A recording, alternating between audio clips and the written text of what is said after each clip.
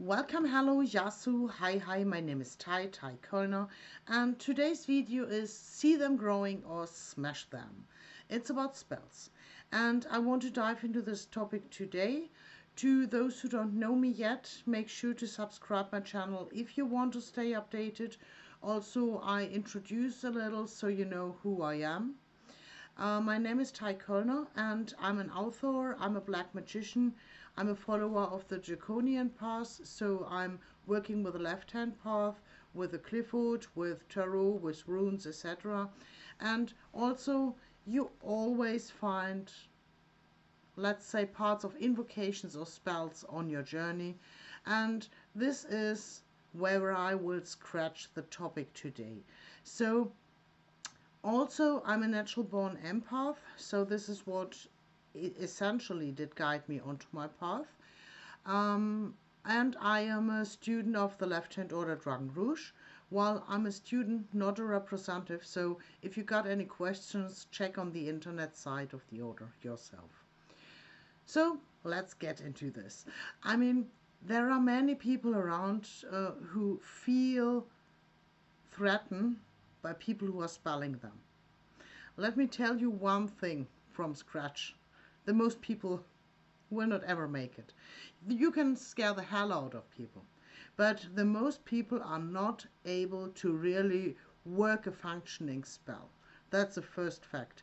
So if you got somebody who is really spelling on you, it's somebody who knows what he is doing or who is naturally gifted on doing, or if there is a very close connection between you and the other one is a natural skilled one.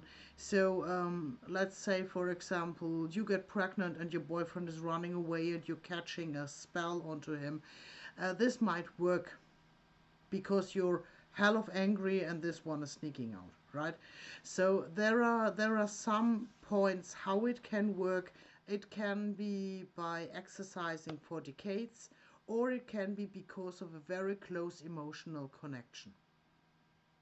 So, however, the most people don't success if they do the first time an invocation or if they do a ritual the first time, and same about spells. So this widespread panic of there is somebody spelling on me is something I always see with one eye's close checking, because in most cases it's just a reflection of fear. So if I think this one is spelling on me, maybe I am the one who is frightened about them. Maybe I think that this one could harm me. But being honest, the risk this one is stabbing my wheels of my car is even higher than his spell could reach me. However, if he ever is skilled to spell on me.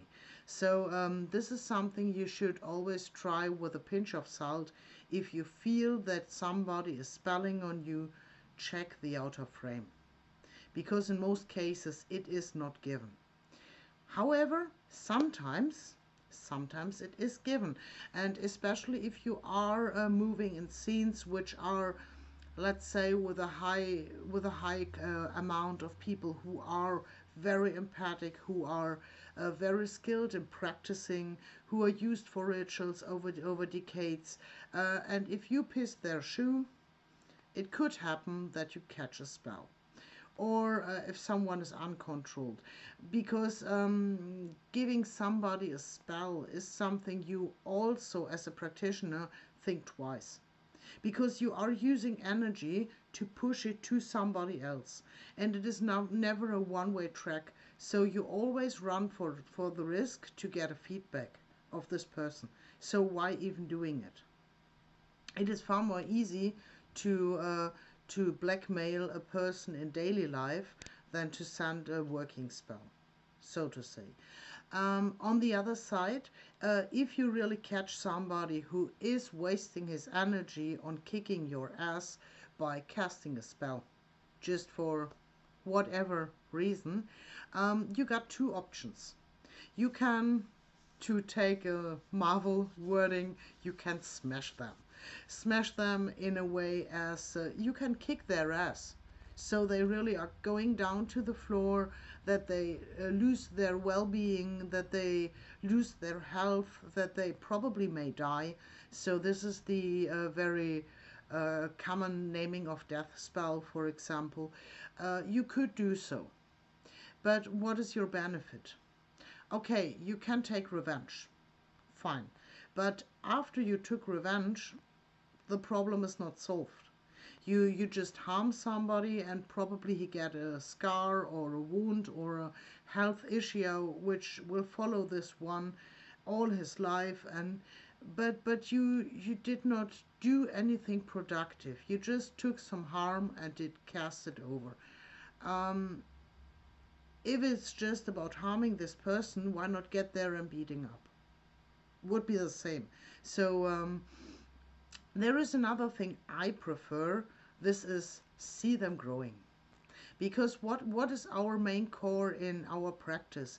We are exercising on meditation, we are exercising on spells, we are exercising on magical practice, on rituals, on invocations, on evocations, and we're practicing in runes, in tarot, and in divination techniques, etc., etc.